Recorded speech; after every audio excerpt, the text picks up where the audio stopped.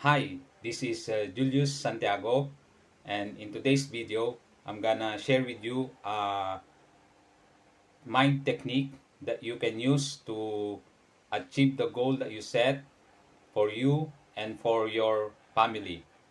I'm talking about meditation.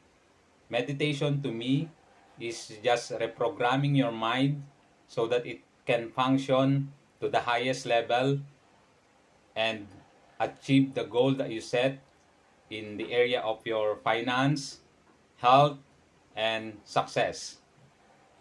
Let me share with you the people I know that uses this technique.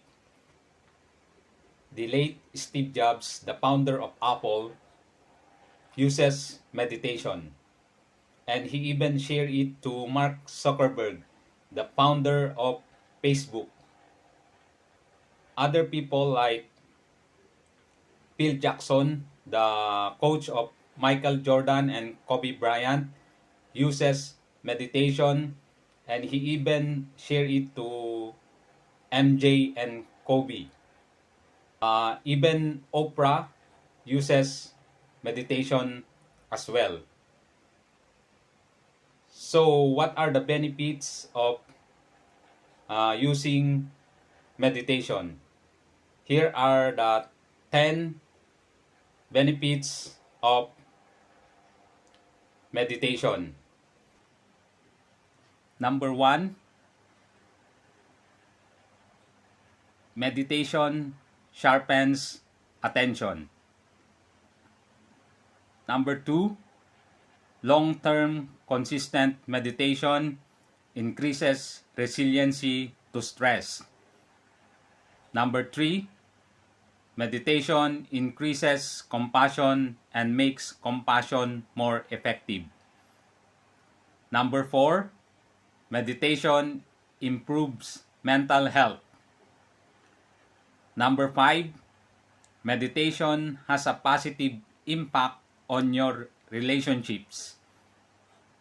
Number six, meditation banishes negativity from your life. Number seven, meditation has an impact on your physical health. Number eight, meditation raises your vibrational frequency for attracting great things in your life. Number nine, meditation helps with addiction. Number 10, meditation reduces anxiety. Those are just some of the benefits of meditation. There are a lot of more. And now, I partnered with Vibrational Wealth, and they organize a 7-week Vibrational Meditation Course. If you are interested in the course, just click in the description below to find out and learn more.